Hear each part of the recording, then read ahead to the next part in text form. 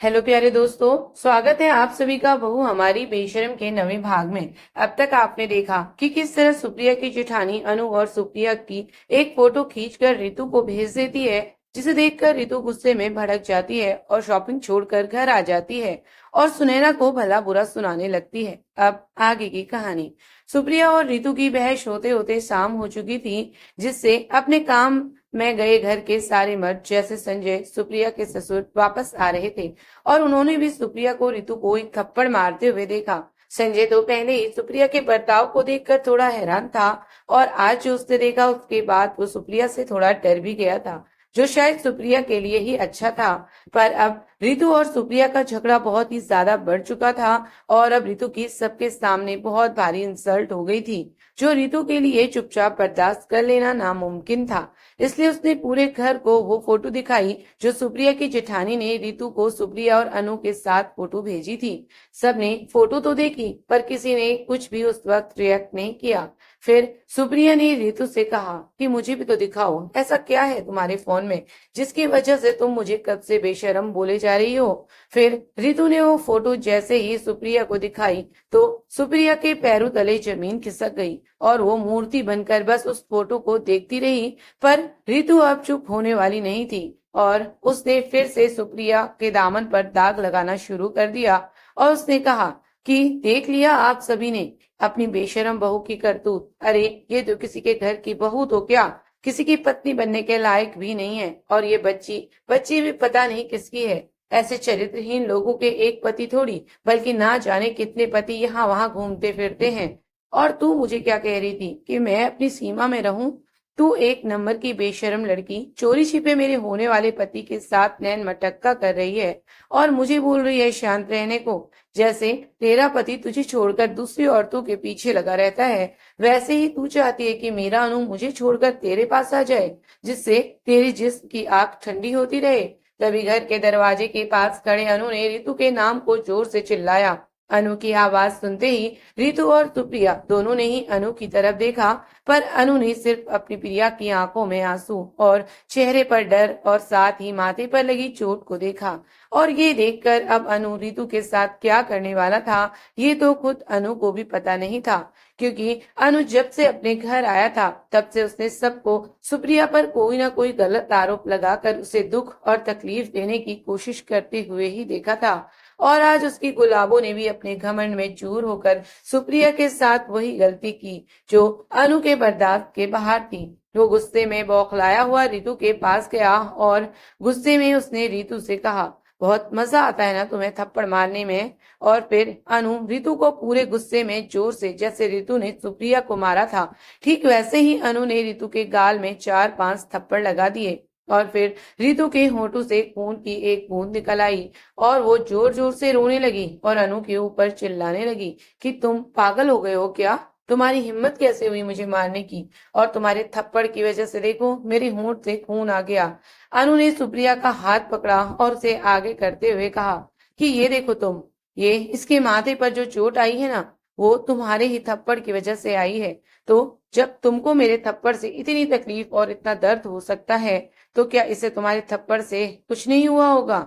अनु की बात सुनकर रितु बहुत हैरान हो गई और उसने अनु से कहा, तुम इस बेशरम औरत के लिए अपनी गुलाबों से ऐसे बात कर रहे हो? अरे ये है कौन और मैं कौन हूँ? क्या ये फर्क याद नहीं है तुम्हें अनु? अनु ने कहा कि तुम कौन हो और ये कौन है मुझे सब याद है, पर तुम अपने ईगो में सब भूल गई हो कि तुम्हें सबके साथ कैसे बर्ताव करना चाहिए। और मैंने जब तुम्हें समझाया था कि तुम्हारी वजह से मेरी भाभी के चेहरे पर कभी आंसू नहीं आने चाहिए, तो फिर तुमने इतनी बड़ी गलती की कैसे? रितु को अब सुप्रिया के साथ साथ अनु पर भी बहुत गुस्सा आ रहा था और वो अब अनु पर भी अपना गुस्सा उतारने लगी और उसने अनु से कहा कि सही खेल गई तुम अनु, एक तरफ अपनी गुलाबो और एक तरफ अपनी प्रिया। क्या खेल खेला है तुमने? मानना पड़ेगा कि तुम हो बहुत होशियार। और अब तुम इसे अपनी प्रिया क्यों नहीं कह रहे सबके सामने? सबके सामने आते ही ये प्रिया से बेशरम औरत तुम्हारी भाभी बन गई।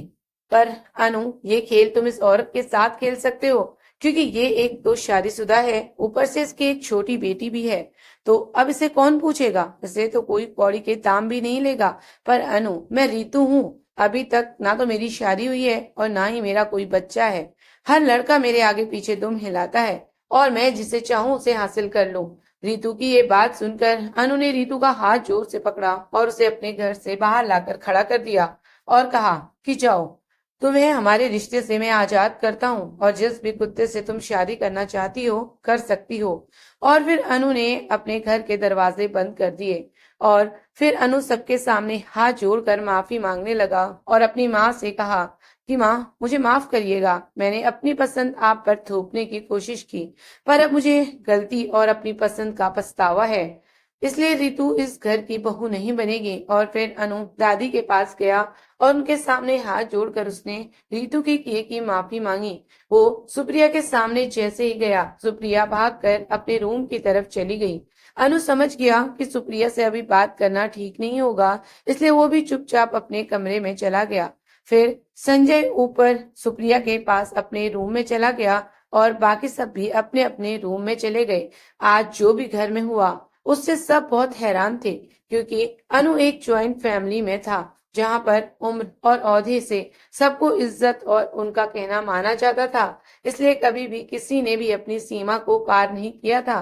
पर रितु ने तो अनु के घर की सारी काया ही पलट दी थी। संजय अपने रूम की सीढ़ियों में चढ़ते चढ़ते रितु की बातों के बारे में सोचने लगा कि कितनी ही गिरी हुई लड़की है जो किसी के बारे में भी कुछ भी बोलती है।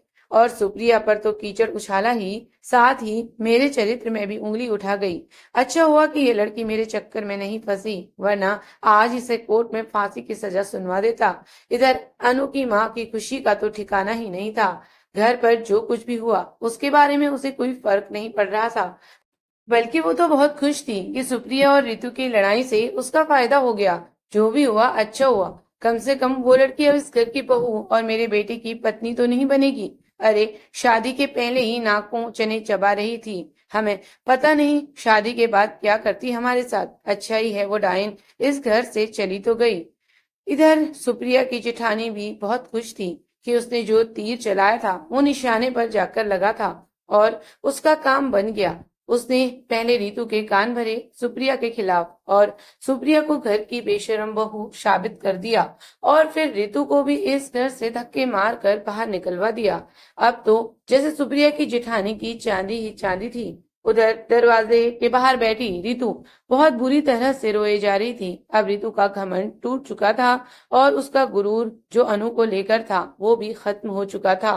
अब उसका गुस्सा भी ठंडा हो चुका था और उसका अहम जिसकी वजह से उसने इतना बड़ा नाटक किया वो भी अनु के थप्पड़ से टूट चुका था। वो अनु के घर के बाहर बैठी रोती ही रही। उधर अनु अपने कमरे में जाकर खुद को नुकसान पहुंचा रहा था। कभी अपने हाथ को दीवार पर जोर जोर से मारता तो कभी अपने सिर को। उसे पता था कि सुप्रिया बहुत दुखी है और वो खुद को बहुत ही कोस रही होगी। और जो भी रितु ने किया, कहीं सुप्रिया उसके बाद मेरी शक्ल भी ना देखना पसंद करे। अनु और रितु के बीच क्या हुआ उसका एक बार भी उसे ख्याल अनु के दिमाग में नहीं आया और सुप्रिया की तकलीफ के बारे में सोच सोच कर अनु का हाल बुरा हुआ जा रहा था। सुप्रिया अपने कमरे में बैठकर रो रही थी कि अब उसके साथ क्या होगा। एक छोटी सी गलतफहमी की वजह से वो सबकी नजरों में बेशर्म बहू बनकर रह गई थी। और उसका पति संजय, जिससे सुप्रिया इतना प्यार करती थी, वो अब सुप्रिया के साथ क्या करेगा। क्या वो भी रितु की बात का यकीन करके सुप्रिया को घर से निकाल देगा या फिर सुप्रिया को तलाक दे देगा। अब ससुराल वाले सुप्रिया के साथ क्या करेंगे। अब कोई भी उसे अच्छी नजर से नहीं देखेगा, सब उसके चरित्र पर सवाल उठाएंगे। वो अब अपनी नन्ही सी बच्ची को लेकर कहाँ जाएगी और उसकी बच्ची जब बड़ी होगी तो वो कैसे बर्दाश्त करेगी कि जब उसकी माँ को कोई चरित्रहीन कहेगा उसके सामने, तो कैसे बर्दाश्त करेगी मेरी बच्ची। वो तो अपनी बेटी से नजरें भी नहीं मिला पाएगी। और जिस अनु ने उसकी जिंदगी में खुशियां लाई, मैंने उसकी ही जिंदगी से उसकी सारी खुशियां छीन ली। मेरी ही वजह से रितु ने अनु से प्यार पर शक किया और फिर अनु ने उसे घर से निकाल दिया। तो क्या अब अनु और रितु की शादी नहीं होगी। क्या अनु और रितु अलग हो जाएंगे और इन सब की जिम्मेदार मैं हूं मैं। तभी अचानक से संजय कमरे में आया और उसने जब सुप्रिया की तरफ देखा तो सुप्रिया बहुत घबरा गई कि अब संजय उसके साथ पता नहीं क्या करेगा। पर संजय ने चुपचाप अपने कपड़े चेंज किए और बाथरूम में नहाने के लिए चला गया। सुप्रिया को संजय का ये बर्ताव कुछ समझ नहीं आया कि संजय ने आखिर मुझसे कुछ कहा क्यों नहीं। फिर थोड़ी ही देर में सुप्रिया की सास ने सुप्रिया को आवाज लगाई और नीचे किचन में आने को कहा। सुप्रिया की हिम्मत नहीं हो रही थी कि वो अपनी सास के सामने जाए, क्योंकि पता नहीं अब सब उसे कैसी नजरों से देखेंगे और क्या कहेंगे उससे। पर सास का हुक्म था तो सुप्रिया को नीचे जाना पड़ा। सुप्रिया जैसे ही किचन में पहुंची, सुप्रिया की सास और जेठानी दोनों अपने काम में लगे हुए थे। सुप्रिया को ये देखकर थोड़ा हैरानी हुई, पर वो चुपचाप जाकर अपनी सास के पास खड़ी हो गई। सुप्रिया की सास ने सुप्रिया को ताना मारते हुए कहा कि अब क्या मैं तेरी आरती उतारूं जो मेरे सामने आकर खड़ी है। चल जल्दी सब्जी काट और बना, सबके खाने का समय हो गया है। एक तो वैसे ही उस लड़की ने इतना तमाशा कर दिया और अब तू आकर मेरे सिर पर खड़ी हो गई। सुप्रिया को कुछ भी समझ नहीं आ रहा था कि आखिर उसके साथ ये हो क्या रहा है। जब कुछ नहीं होना चाहिए था, तब सब मेरे ऊपर तलवार लेकर खड़े रहते थे कि कब मैं कोई गलती करूं और ये सब मेरा सिर काट दें। और आज जब इतनी बड़ी बात हो गई, तब घर में कोई भी मुझसे कुछ नहीं बोल रहा। फिर सुप्रिया ने सोचा कि अभी सास की बात मानने में ही भलाई है और खाना बनाने में, नहीं तो अभी एक और तमाशा शुरू हो जाएगा। पर थोड़ी ही देर में घर पर एक तमाशा होना बाकी था। अब सबको तो अपने किए का फल मिल गया था, पर अभी एक इंसान था जिसके किए का फल मिलना बाकी था। तभी बाहर से सुप्रिया के जेठ चिल्लाते हुए आए और उनकी आवाज आई, और उनकी आवाज सुनकर घर के सभी लोग बाहर निकल आए। सुप्रिया की जेठानी भी भाग कर आई और उसने जैसे ही अपने पति से पूछा कि क्या हुआ, क्या बात है, वैसे ही उसके पति ने उसके गाल पर एक थप्पड़ मार दिया। और सब ये देखकर हैरान रह गए कि सुप्रिया के जेठ ने अपनी पत्नी को थप्पड़ क्यों मारा। तभी सुप्रिया के जेठ ने अपनी पत्नी से पूछा कि मैंने जो फाइल देने के लिए कहा था वो कहाँ है। तभी जेठानी को याद आया कि उसके पति ने उसे जो फाइल ऑफिस के लिए आदमी को देने के लिए कहा था, जिसकी वजह से ही तो वो मॉल से घर आई थी और आकर यहाँ अपना षड्यंत्र रचने में लग गई थी, जिस चक्कर में वो ऑफिस के आदमी को फाइल देना भूल गई। उसने कहा कि वो फाइल मैंने निकाली थी, पर घर पर इतना तमाशा हो रहा था कि मैं भूल गई। और जैसे ही सुप्रिया की जेठानी ने जवाब दिया, वैसे ही उसके पति ने उसके गाल पर एक और दे दिया और कहा कि कौन सा तमाशा हो रहा था और कब हो रहा था, और अगर हो भी रहा था तो तू क्या बंदरिया बनकर उसमें नाच रही थी, जो तुझे इतनी इंपॉर्टेंट फाइल देने का याद नहीं रहा। फिर सुप्रिया के जेठ ने कहा कि मेरा आदमी यहाँ इस घर पर 30 मिनट खड़ा रहा, उसे तो कोई तमाशा नहीं दिखाई दिया और ना ही सुनाई दिया, बल्कि उसने बताया कि घर पर कोई था ही नहीं। उसने कई बार आवाज भी लगाई पर कोई आया ही नहीं बाहर फाइल देने।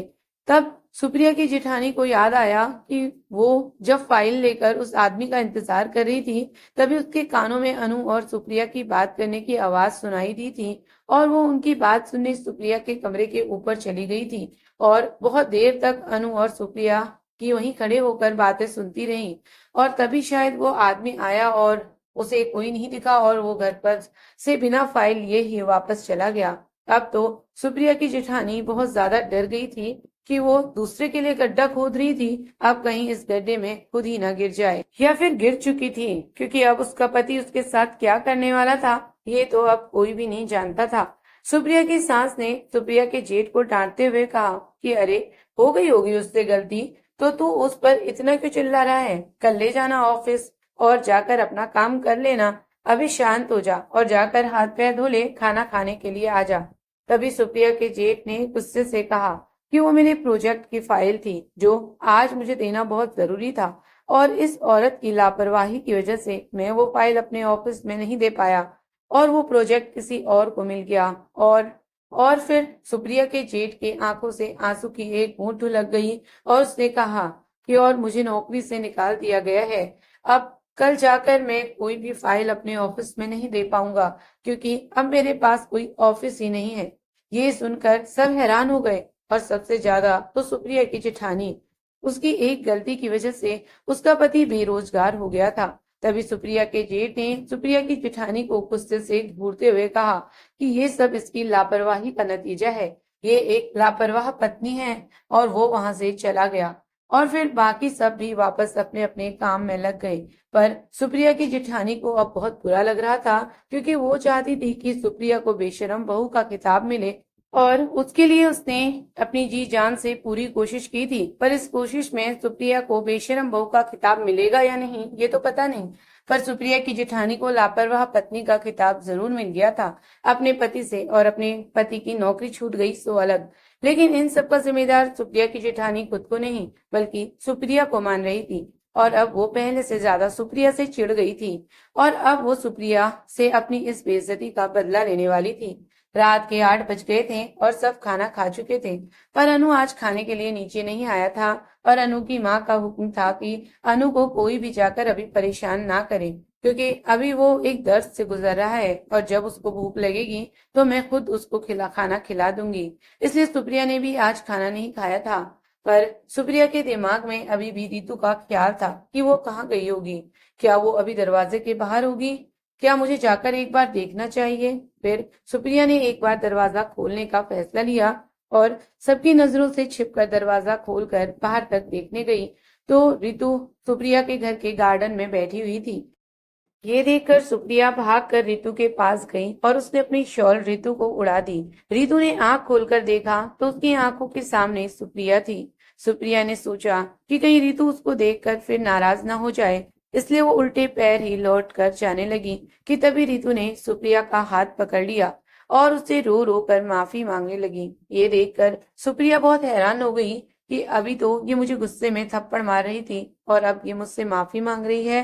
पर ये ऐसा क्यों कर रही है? फिर सुप्रिया का मन भी था तो बहुत कोमल, तो वो रितु के साथ हुए अपने झगड़े को भूलकर उसके पास बैठ गई और बहुत ही प्यार से सुप्रिया ने रितु से पूछा कि क्या हुआ तुम्हें, और तुम अभी तक यहाँ पर क्यों हो? क्या तुम अभी भी अनु का इंतजार कर रही हो? रितु ने कहा कि मुझे खुद नहीं समझ आ रहा था कि मैं कहाँ जाऊं, इसलिए यहाँ बैठने की जगह दिखी तो यहीं बैठकर खुद की गलती का पछतावा करने लगी। मैंने अपने घमंड में न जाने तुम्हें क्या क्या बोला, और अनु की दादी की भी ना जाने कितनी बेइज्जती की। मुझे माफ कर दो सुप्रिया। और एक तुम हो जो मेरे ऐसे बर्ताव के बाद भी मुझे देखने आई और अपनी शॉल मुझे उड़ा दी, बिना एक बार भी ये सोचे कि मैंने तुम्हारे साथ कितना गलत किया है। मैंने तुम्हारे दामन में इतने दाग लगा दिए हैं, शायद इससे तुम्हारी आने वाली जिंदगी बहुत मुश्किल हो जाएगी, पर मुझे पता है कि मैंने जो किया है अब उसके बाद कोई भी मेरी बात सुनने को तैयार नहीं होगा। सुप्रिया बड़ी खामोशी से बस रितु की तरफ देखती रही। फिर रितु ने कहा कि तुम सोच रही होगी ना कि मैं अचानक से इतना बदल कैसे गई। अभी कुछ देर पहले तो मैं तुम्हें इतनी नफरत कर रही थी और अब मैं तुम्हारे गुणगान गा रही हूँ। सच ये है सुप्रिया कि हाँ, मैं तुमसे नफरत करती थी क्योंकि अनु मुझसे ज्यादा तुम पर ध्यान देता था, और मुझे लगता था कि मेरा अनु ऐसा नहीं है। वो तो अपनी गुलाबों के सिवा अपनी जिंदगी में किसी को भी नहीं आने देगा, और अनु के अच्छेपन की वजह से मुझे इस बात का ऐसा घमंड हुआ कि मैं उस घमंड में हकीकत को देखना ही बंद कर दिया।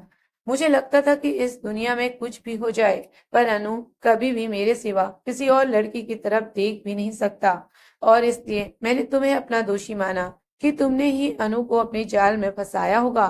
और इसी सोच में मैं तुमसे नफरत करती गई, और वो नफरत इतनी बढ़ गई कि मैंने अपनी ही बेइज्जती पूरे घर वालों के सामने अपने हाथों करवा ली।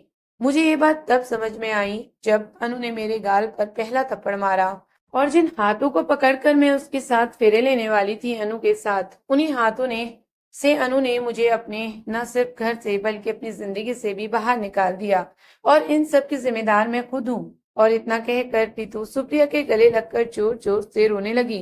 शायद रितु का घमंड अब पूरी तरह टूट चुका था, पर रितु के घमंड ने अपने साथ साथ रितु और अनु के रिश्ते को भी तोड़ दिया था, जिसका एहसास अब रितु को हो रहा था।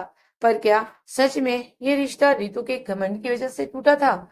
रितु को अपने गले लगकर रोता देखकर अब सुप्रिया की भी आंखें भर आई थी।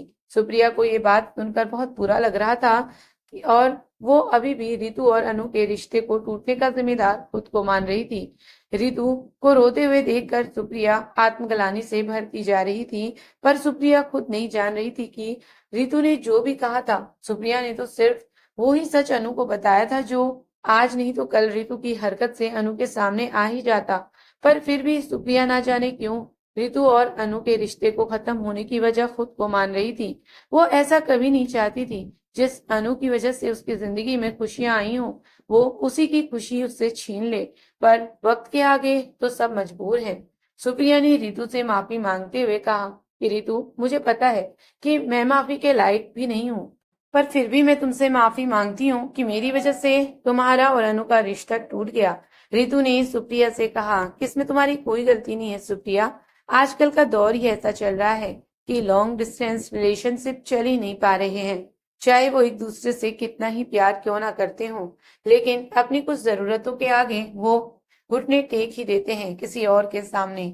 सच्चा प्यार तो पहले हुआ करता था, अब तो बस लोग एक दूसरे को अपनी अपनी जरूरत पूरी करते हैं, चाहे वो लड़की हो या फिर लड़का। अगर लड़का या पति अपनी पत्नी या प्रेमिका को बाहर खाना खिलाने या हर महीने मूवी दिखाने या फिर उसे समय समय पर तोहफे ना दे, तो लड़की हो या पत्नी उसे ज्यादा पसंद नहीं करती और धीरे धीरे उससे दूर होने लगती है। और यही हाल लड़की एक लड़के के साथ करे, जैसे फिजिकल नीड की, चाहे वो पत्नी हो या प्रेमिका। अगर वो अपने पति या प्रेमी को इस सुख की संतुष्टि नहीं देती है तो लड़के यहाँ वहां मुंह मारने लगते हैं। पर कोई बात नहीं, आजकल प्यार करना या पाना मुश्किल नहीं, बल्कि एक दूसरे को चाहते रहना बहुत मुश्किल हो गया है, या फिर ऐसा कहें कि नामुमकिन ही है।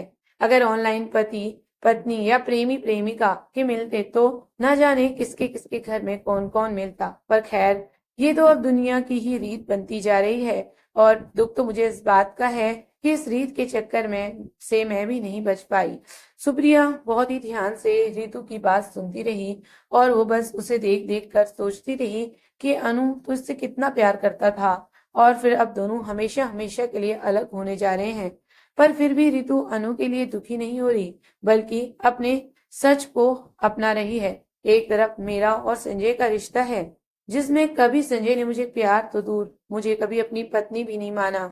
बस माना तो एक जिस्म की अपनी जरूरत, पर फिर भी मैं उसे खो देने के डर से पागल हो जाती हूँ, जबकि मैंने तो उसे कभी पाया ही नहीं। सुप्रिया अपने विचार कर रही थी कि तभी अचानक से रितु ने अपनी जगह से उठकर जाने लगती है, और जाते जाते सुप्रिया से कहती है कि सुप्रिया, बहुत हिम्मत से काम लेना, क्योंकि तुम्हारी जिंदगी में मेरे जाने के बाद अब जो मोड़ आने वाले हैं वो तुम्हारे लिए आसान नहीं होंगे, पर फिर भी तुम्हें उनका सामना करना ही होगा।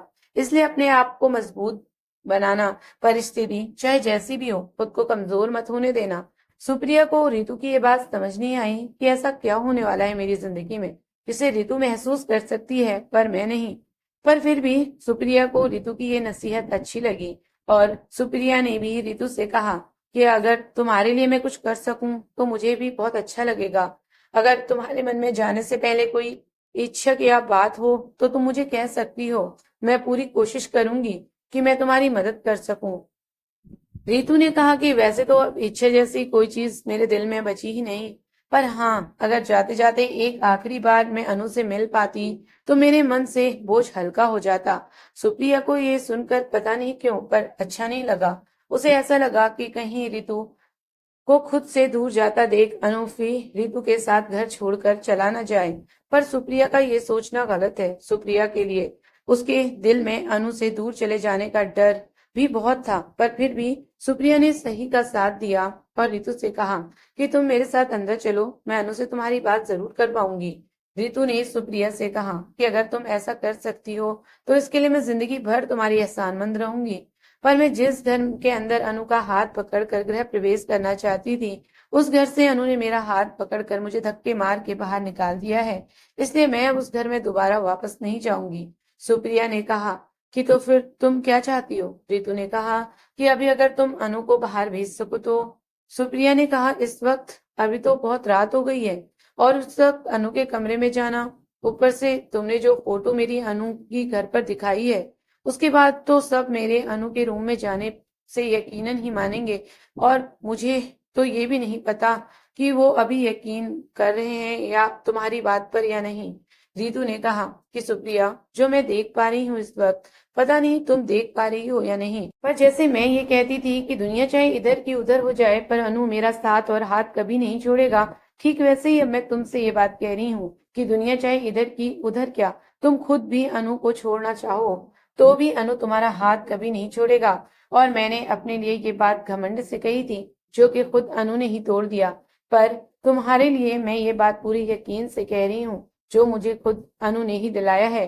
रितु की बात सुनकर सुप्रिया अब और भी ज्यादा घबरा गई कि रितु ऐसा क्यों बोल रही है। मेरे और अनु के बीच वो ऐसा गलत क्यों सोच रही है, या फिर क्या वो सही है?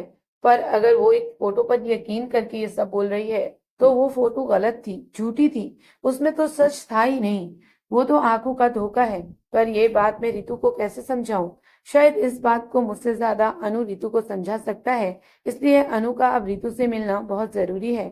सुप्रिया ने रितु से कहा कि तुम बस अभी यहीं इंतजार करो, मैं अभी अनु को भेजती हूँ। और फिर इतना कहकर सुप्रिया तुरंत ही घर के अंदर चली गई और अनु के कमरे की तरफ बढ़ गई।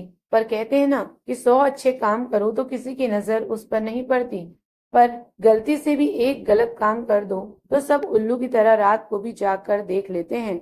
और यही अब हमारी सुप्रिया के साथ होने वाला था। सुप्रिया सबकी नजरों से बचते हुए अपने पैरों की आहट को दबाते हुए चोरी छिपे अनु के कमरे में जा रही थी, जो नीचे किचन में खड़ी सुप्रिया की जेठानी ने देख लिया। और जब उसने सुप्रिया को अनु के रूम की तरफ, वो भी चोरों की भांति जाते हुए देखा, तो उसने तुरंत ही सुप्रिया पर शक कर लिया कि हो ना हो पक्का ही अपने आशिक अनु से मिलने जा रही है, क्योंकि आज सबके सामने मैंने इसकी पोल पट्टी जो खोल दी है, तो ये महारानी अपने आप को सही साबित करने के लिए अनु से बात ही नहीं की। और आप देखो कैसे पगलाई हुई प्रेमिका की तरह उसके रूम में वो भी इतनी रात को जा रही है। मन तो करता है कि चिल्ला चिल्ला कर पूरे घर को जगा दूं और इसकी ये हरकत के बारे में बता दूं, पर पता नहीं इस घर के लोगों को क्या हो गया है कि इतना कुछ सब देखने और सुनने के बाद भी किसी ने इसे कुछ भी नहीं कहा। और तो और वो खड़ूस इसका पति, उसने भी उसे एक शब्द नहीं कहा। बस हम औरतों की तरह खड़ा होकर तमाशा देखता रहा। क्या सोचा था मैंने कि इसे बेशरम बहू का खिताब दिलवाऊंगी, पर देखो खुद के ही पति ने सबके सामने मार खाकर बेइज्जती की, वो अलग, और लापरवाह पत्नी का खिताब और दे दिया। पर मैं भी इतनी जल्दी हार मानने वाली नहीं हूँ। मैं भी अपनी इस बेइज्जती का बदला इस सुप्रिया से लेकर रहूंगी। और फिर सुप्रिया की जेठानी भी सुप्रिया का पीछा करते करते अनु के रूम तक पहुंच जाती है। सुप्रिया अनु के कमरे में बाहर खड़ी होकर बहुत ही धीरे से दरवाजे को खटखटाती है कि किसी को भी आवाज न सुनाई दे, पर अनु तक खुद ये दरवाजे को खटखटाने की आवाज नहीं आती। फिर सुप्रिया को एक बात याद आती है कि जब सुप्रिया के घर में दादी के ठीक होने के बाद सब अपने अपने काम खत्म करके घर वापस लौट गए थे, जिससे घर में सुप्रिया और अनु को आपस में बात करने का मौका नहीं मिलता था, तो दोनों ने आपस में मिलकर एक कोड बनाया था कि जब भी सुप्रिया को अनु से बात करनी होगी या फिर किसी काम के लिए उसकी जरूरत हो, तो सुप्रिया अपनी पायल को 3 बार जोर से छनकाएगी, तो अनु समझ जाएगा कि सुप्रिया को उससे कुछ जरूरी काम है। सुप्रिया को जैसे ये बात याद आई, उसने तुरंत ही अपनी पायल को 3 बार जोर से छनकाया और इंतजार करने लगी क्या इसे सुनकर अनु दरवाजा खोलेगा या नहीं। पर अगले ही पल अनु ने दरवाजा खोल दिया। ये देखकर सुनैना तो बड़ी खुश हुई और वो जल्दी ही अनु के कमरे के अंदर चली गई और अनु से बात करने। पर दूर खड़ी सुप्रिया की जेठानी की आंखें बड़ी बड़ी और मुंह खुला का खुला रह गया। ये दोनों इस हद तक आगे बढ़ चुके हैं कि इन दोनों ने एक दूसरे से मिलने का कोड भी बना रखा है। हे भगवान, ये किस उल्टा को हमारे घर की बहू बना दिया। सुप्रिया की जेठानी अनु के कमरे के पास खड़े होकर सारी बातें सुनना चाहती थी, पर वो किचन में अपने पति के लिए पानी लेने गई थी और अभी कुछ देर पहले ही उसके पति ने उसकी इन्हीं सब हरकतों की वजह से उसे सबके सामने थप्पड़ मारा था, और अब वो रात में भी सबके सामने थप्पड़ नहीं खाना चाहती थी, इसलिए वो चुपचाप वहां से चली गई। इधर जैसे ही सुप्रिया अनु के कमरे में पहुंची, तो अनु तो जैसे एक छोटे बच्चे की तरह बहुत खुश हो गया सुप्रिया को देखकर, क्योंकि अनु को बिल्कुल भी उम्मीद नहीं थी कि सुप्रिया उससे पहली बात तो मिलने आएगी, और वो भी ऐसे। कहानी अभी जारी है दोस्तों। कहानी का नवा भाग पूरा देखने के लिए आप सभी का दिल से धन्यवाद। कहानी अच्छी लग रही हो तो प्लीज चैनल को सब्सक्राइब करके लाइक शेयर जरूर करें। धन्यवाद। और हाँ, अपना प्यारा सा कमेंट करना ना भूलें। मिलते हैं अगले भाग में।